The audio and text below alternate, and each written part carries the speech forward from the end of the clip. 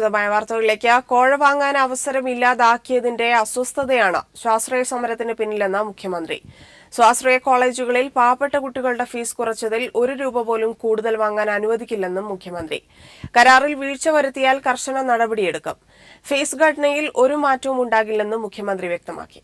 തോന്നിയതുപോലെ കോഴ വാങ്ങി പ്രവേശനം നടത്തിയിരുന്ന പതിവ് രീതി അവസാനിപ്പിച്ചതിൽ അസ്വസ്ഥതയുള്ളവരാണ് സ്വാശ്രയ സമരത്തിന് പിന്നിലെന്ന് മുഖ്യമന്ത്രി പിണറായി വിജയൻ പറഞ്ഞു.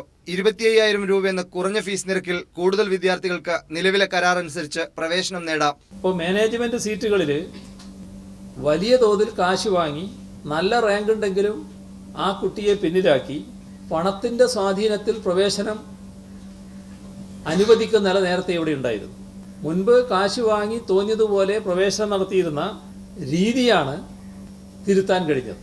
ഇതിലെന്തിനാണ് കോൺഗ്രസ് നേതാക്കൾ അസ്വസ്ഥത പ്രകടിപ്പിക്കുന്നത്?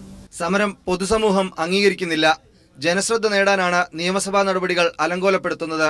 സമരം ജനമധ്യത്തിൽ ഒറ്റപ്പെട്ടു, ജനപിന്തുണയില്ല. അപ്പോൾ സഭാ നടപടികൾ അലങ്കോലപ്പെടുത്തുന്നതിലൂടെ ഈ സമരം ശ്രദ്ധിക്കാത്ത ജനങ്ങളുടെ ശ്രദ്ധയിലേക്ക് ആ കാര്യങ്ങൾ കൊണ്ടുവരിക.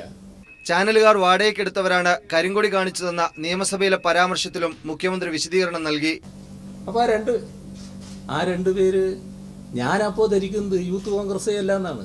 കാരണം യൂത്ത് കോൺഗ്രസ് എന്ന് പറഞ്ഞാൽ ഒരു വലിയ സംഘടനയല്ലേ. അവരൊരു മുഖ്യമന്ത്രിക്കെതിരെ കരിങ്കൊടി കാണിക്കാൻ വെറും 2 പേര് മാത്രമായിട്ട് വരുമോ അവര്? ഫീസ് ഘടനയിൽ ഇനി മാറ്റം വരുത്തില്ലെന്ന് വ്യക്തമാക്കിയ മുഖ്യമന്ത്രി പിണറായി വിജയൻ പ്രതിപക്ഷവുമായി ചർച്ചയ്ക്ക് തയ്യാറാണെന്നും വിശദീകരിച്ചു. News bureau, Thiruvananthapuram. നിയമസഭയിൽ ചാനലുകളെ കുറിച്ച് പറഞ്ഞത് തന്റെ തോന്നലായിരുന്നുവെന്ന് മുഖ്യമന്ത്രി പിണറായി വിജയൻ. തന്റെ അനുഭവങ്ങളിൽ നിന്നാണ് അങ്ങനെ ഒരു തോന്നൽ ഉണ്ടായതെന്നും മുഖ്യമന്ത്രി വ്യക്തമാക്കി. അത് എൻ്റെ ഒരു തോന്നൽ പറഞ്ഞതാണ്. അതെന്താണെന്ന് പറഞ്ഞാൽ ഞാനത് പറഞ്ഞല്ലോ. ഞാൻ കണ്ടോൺമെന്റ് ഗേറ്റ് കഴിഞ്ഞ് ഒരു 1:15 കഴിഞ്ഞപ്പോൾ അങ്ങോട്ട് പോവുകയാണ്. അപ്പോൾ റോഡിന്റെ ഇടത്തു ഭാഗത്തൂടെ അവരിവിടെ ഉണ്ടോ എന്ന് എനിക്കറിയില്ല, 2 സുഹൃത്തുക്കൾ ഈ ക്യാമറയും പിടിച്ചുകൊണ്ട് ഇങ്ങനെ വരികയാണ്. അപ്പം ഞാനിങ്ങനെ ആലോചിക്കുക, ഇതെന്താ ഇവരിങ്ങനെ ചാടി വരുന്നു, ഇങ്ങനെ ഞാൻ അങ്ങോട്ട് പോവുകയല്ലേ, അപ്പോൾ ഇങ്ങനെ ചാടി ഇങ്ങോട്ട് വരിക. അങ്ങനെ എന്താണെന്ന് ആലോചിച്ചുകൊണ്ട് ഈ വലത്തു ഭാഗത്ത് നോക്കുമ്പോൾ 2 പേരെ കാണുക.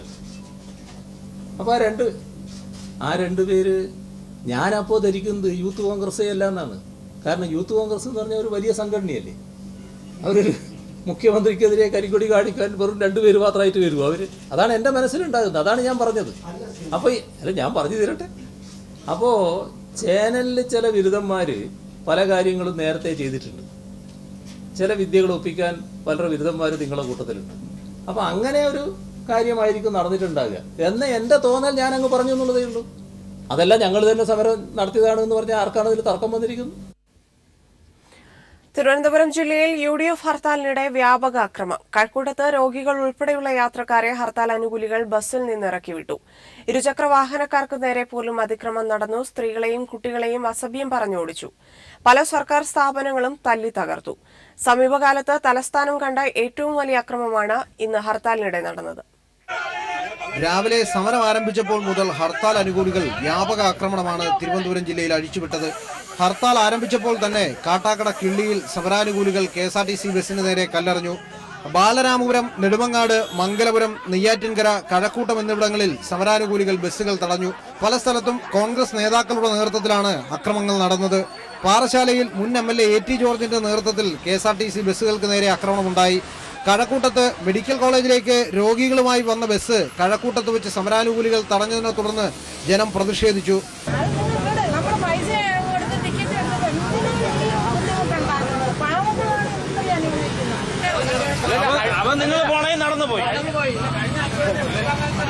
ധനമന്ത്രി തോമസ് ഐസക്കിനെ ബേക്കറി ജംഗ്ഷനിൽ തടയാൻ ശ്രമമുണ്ടായി. പോങ്ങുമൂട് വാട്ടർ അതോറിറ്റിയുടെ ഓഫീസിനുള്ളിൽ അതിക്രമിച്ച് കയറിയ സമരാനുകൂലികൾ 4 കമ്പ്യൂട്ടറുകൾ തല്ലി തകർത്തു.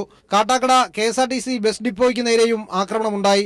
പാളയം ജംഗ്ഷനിൽ തമ്പടിച്ച കോൺഗ്രസ് പ്രവർത്തകർ പല വാഹനങ്ങളുടെയും കാറ്റഴിച്ചുവിട്ടു. ഇരുചക്ര വാഹനങ്ങളെ പോലും സമരാനുകൂലികൾ തടഞ്ഞു. തടഞ്ഞവയിൽ പാങ്ങോട് പട്ടാള ക്യാമ്പിലെ വാഹനവും ഉൾപ്പെടുന്നു. സെക്രട്ടേറിയറ്റിലേക്ക് നടന്ന പ്രതിഷേധ പ്രകടനത്തിനിടെ ATM കേന്ദ്രങ്ങൾ അടപ്പിക്കാനും ശ്രമിച്ചു. സ്റ്റാച്യു ജംഗ്ഷനിലെ BSNL ഓഫീസിനുള്ളിൽ കടന്ന പ്രവർത്തകർ ഡിപ്പോ തല്ലി തകർത്തു. വർക്കല CPIM ഏരിയ കമ്മിറ്റിയുടെ മാരുതി കാർ സമരാനുകൂലികൾ തല്ലി തകർത്തു. തടസ്സം പിടിക്കാനെത്തിയ വർക്കല MLAയുടെ PA സുനിൽ മർഹബയെ മർദ്ദിച്ചു. മുഖ്യമന്ത്രിയുടെ സ്പെഷ്യൽ സെക്രട്ടറി പ്രഭാവർമ്മ സഞ്ചരിച്ചിരുന്ന വാഹനം കോൺഗ്രസ് പ്രവർത്തകർ തടഞ്ഞു അദ്ദേഹത്തെ റോഡിലിറക്കി വിട്ടു. എന്നാൽ ഹർത്താലിനെ വകവെക്കാതെ നിരവധി സർക്കാർ ഓഫീസുകളാണ് തുറന്നു പ്രവർത്തിച്ചത്. സെക്രട്ടേറിയറ്റിലും പബ്ലിക് ഓഫീസിലും യൂണിവേഴ്സിറ്റിയിലും മിക്ക ജീവനക്കാരും ഹാജരായിരുന്നു. News bureau, Thiruvananthapuram.